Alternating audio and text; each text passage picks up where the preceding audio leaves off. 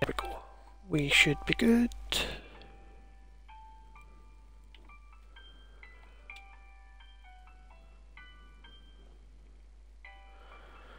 Right.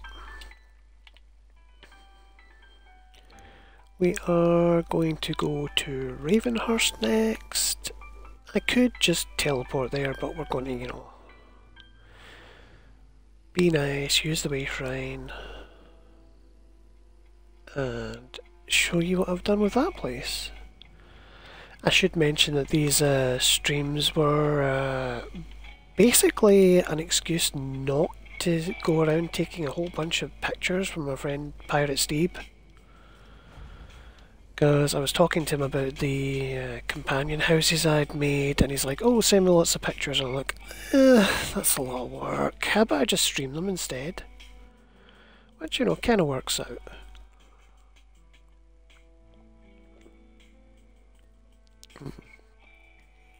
So, gloomy, gloomy Ravenspire.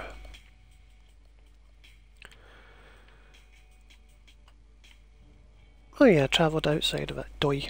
I'm meant to come off the way and ride here, but, well, there's no way to put the poop back in the horse after it poos.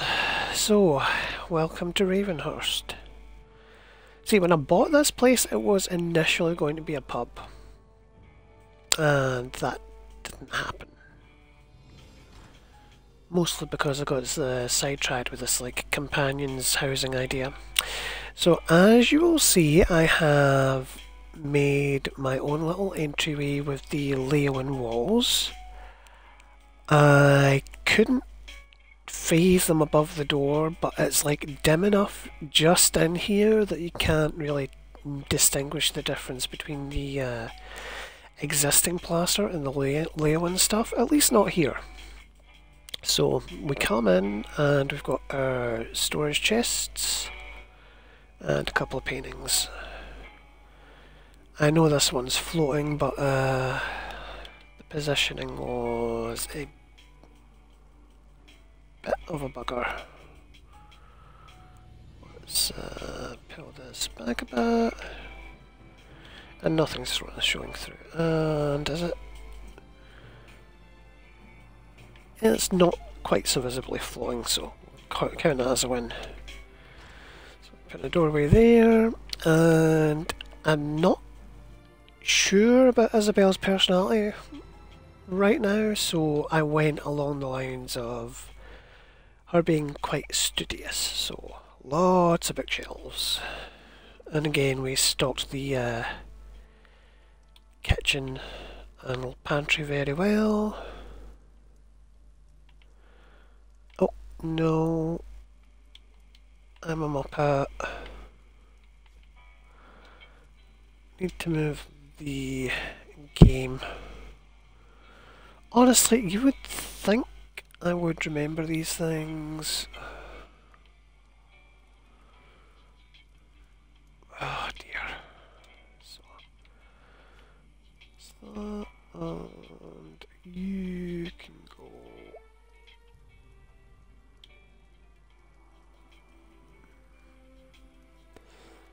I'll have you hanging from that. And probably you as well. I don't know.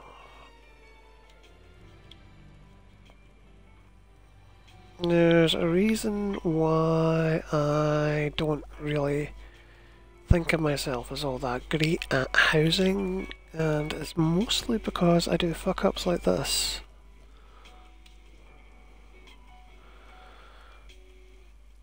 I think we're just going to have to go around here.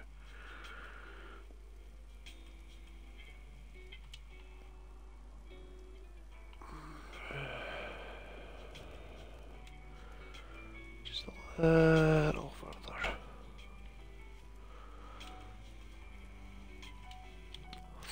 Yeah, right, there we go.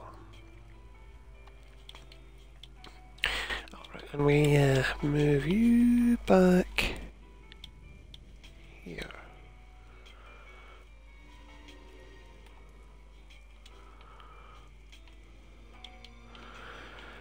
Right, okay, so as I was saying before I realised I was a gigantic muppet, I put this in as a library for Isabel because, you know, knights are like studious and chivalric and well read. At least the ones in High Isle seem to be. And because she likes cakes, we put a replica Jubilee cake out along with a whole bunch of food. Because nom nom. Knights do a lot of work. And over here on this little tea table we've got the braided breads, which in my head are little Danish pastry type things. Or at least stuffed like little Danish pastry things on the inside.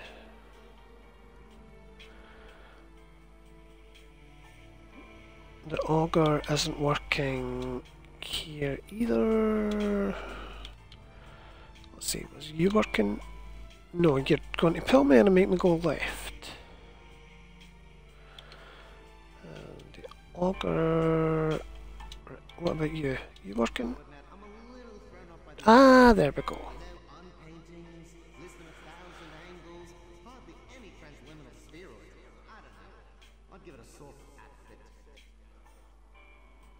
Okay, I will take your decorating advice to heart. Transdimensional crystal skull with an attitude.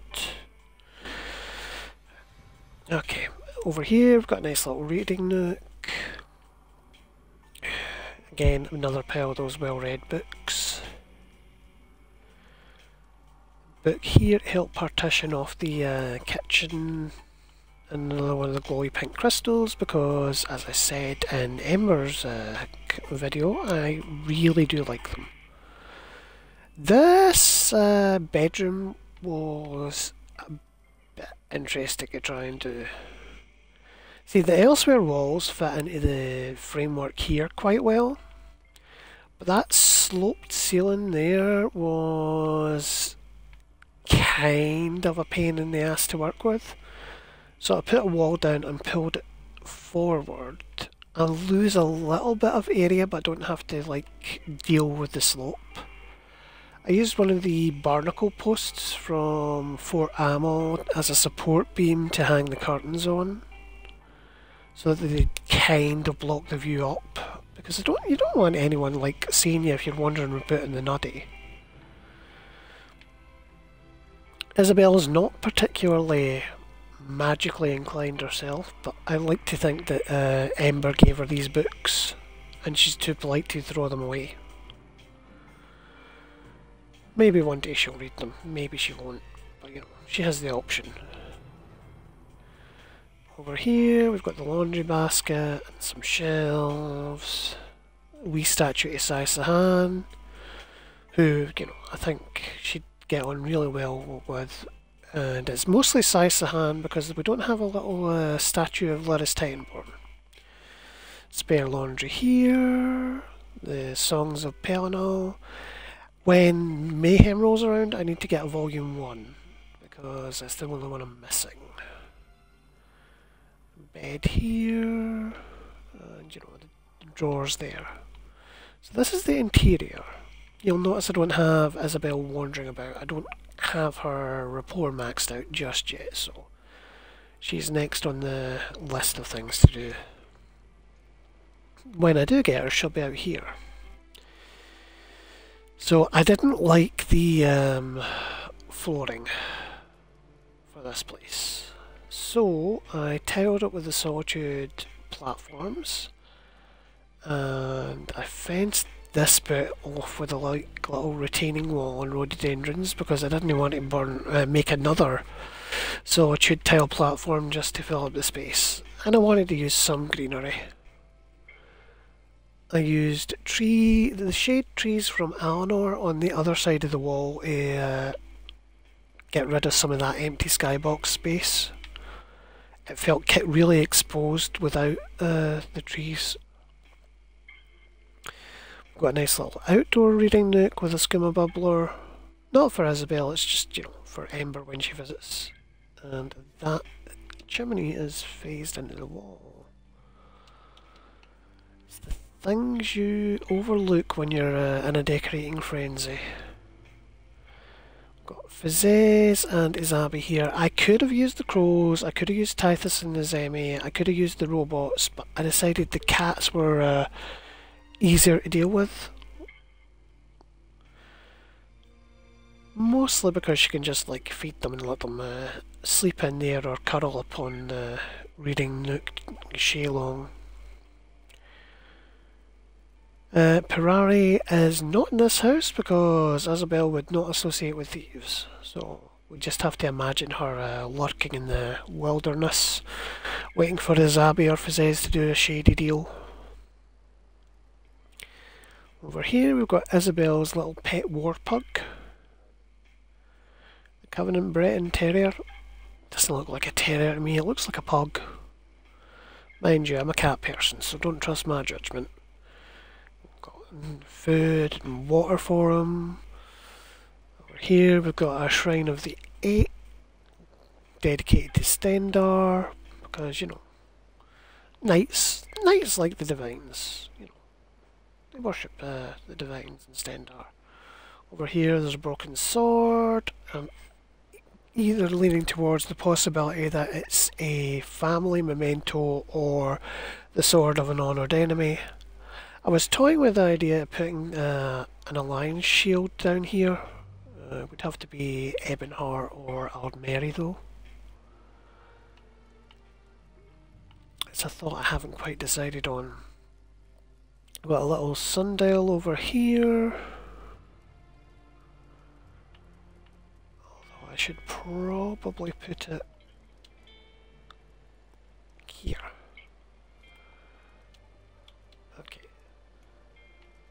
Oh wait, does it?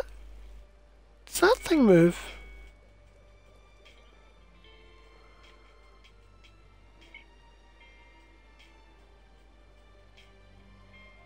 Huh? It looks like it moves. I would never have thought that. But yeah, so there's the Shrine of the Eight, and of course here's St. Caladus. Because that was too good of a statue to just leave hanging around inside my storage house. Plus I thought it would go quite well with a nice wee shrine to Stendar. Right, and over here we've got Isobel's crafting area. I didn't go with like a permanent structure. I thought the Redguard tents would be quite nice. They're not all at the same height, and I accept that, because phasing these boys into each other is, you know, tricky, and I don't have the fine motor control I used to. You know, years of antidepressants have seen to that. Anyway, again I did the thing with the fire pit, and we've got the harvester's ore down here, although it looks more like coal to me, so I just imagine them throwing it into the fire pit. Jewellery station, the armoury, blacksmithing station, which I want to swap out for the Anvil of Old Orsinium, but I have to go and get another one. Over here we've got the clothing station and the armour, dye station, although it's and same as an outfit station really. I put a loom in here because I had the extra space. Didn't quite have it in Ember's house, but I did here. And there's the tailor's dummy there. Close enough to use, but you know, far enough away it doesn't block off access to the woodworking station. Got all our little tools, and then around this side we've got the enchanting table, which is a whole lot barer than Ember's because I don't see Isobel going near any kind of... Hey Cannabis, how you doing, man? I don't see Isobel going near any kind of soul gem that looks anything like a black soul gem.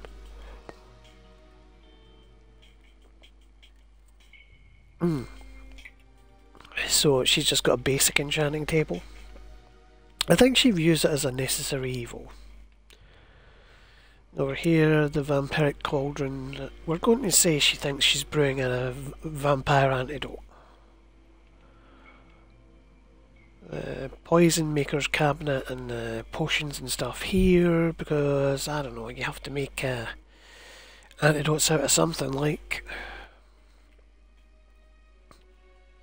And of course our alchemy reagents and the Heil hair bladder, which I was super stoked to find out was a thing. This house is a bit less visually interesting and colourful than Embers, but you know, once you take out all the creepy Daedric relics and magic shit, what are you left with, really? Still, I do like it. It's got a nice, sedate, chill vibe to it.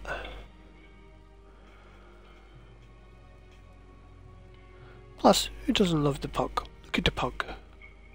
I don't care that it's supposed to be a terrier, I'm going to call it a pug. Look at him. Look at the baby. With his little Khajiit kennel. I like to think he gets on with Fizez and his Abbey, but you never know. Right, so, did I miss anything? No, I don't think I missed anything in this house. Let's see, the entranceway. So we fixed that painting. Did we look at that one? That one's fine. I may put up some more monster busts on the walls, but I really don't think they need them, to be honest. But like, look at the difference between that. That's so clean on that plaster, and this one sucks. But I would have a devil of a time trying to phase new walls in. I don't think I'd have those windows if I did it. I mean, let's see, how many spaces do we have left? 336, so like 1, 2, 3, 4, 5, 6, 7, 8, 9, 10. I suppose I could do it with like 10 walls, but it would be aggravating. I'd still have that patch above the doors to deal with. I really don't know if it's worth the effort for such a minor niggle. I mean, you can see these like sort of patchy bits when you highlight the doorway and the wall, but they're not like visually there when you're not in housing mode. Decisions, decisions, decisions. I could also do with a couple more rugs. I don't know, do we have any?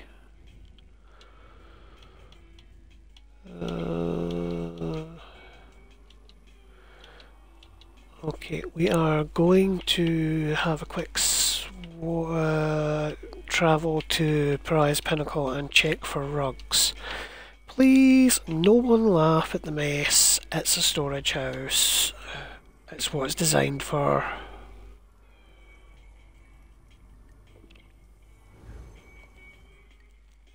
Well, it's not what it's designed for, it's what I'm using it as. But, you know, you get the meaning.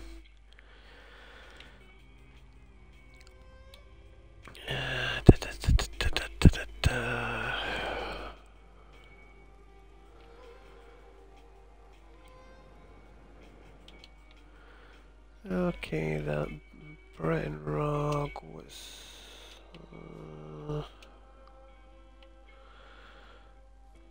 Britain rug's probably the better size than the Murkmire one. I don't really have the wall space for tapestries, so we shall head back to Ravenhurst.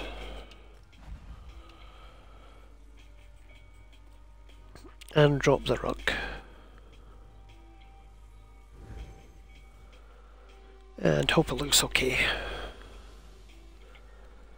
I did consider using some of those. Oh, right. Yeah, good job we didn't use the Hist rug. We've got one of those here already. It would be a doubler. What was I saying? Oh yeah, I was thinking of using the noble knight sarcophagi things from Stormhaven in the back garden, but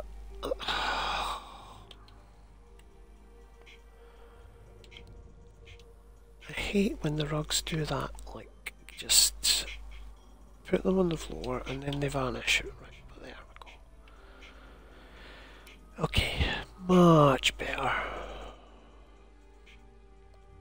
And that's the exit. Again, like with Ember's house, I have a few extra spaces, so I'm going to see if we get anything sufficiently nightly that I can put out as clutter. Either that or go on a mad fishing binge and hope I can find seashells or something. It's a nice house. It's like, you know, mostly complete, but you know, I could use it up with a couple of bits of clutter here and there. Especially phasing them into the shelves. Oh yeah, let's deactivate that. Oh, can I? It's too far away. I wonder if I can do it through the wall. No, I can't. Ah well. We live and learn.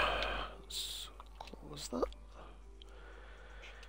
And we're going to get out. Because we're going to stop this little stream. I'm not going to do Mary's companion house because it's not finished yet. But the next one is going to be one of my bigger houses that I didn't stream before, so I shall return momentarily once I change the stream title. I'm here.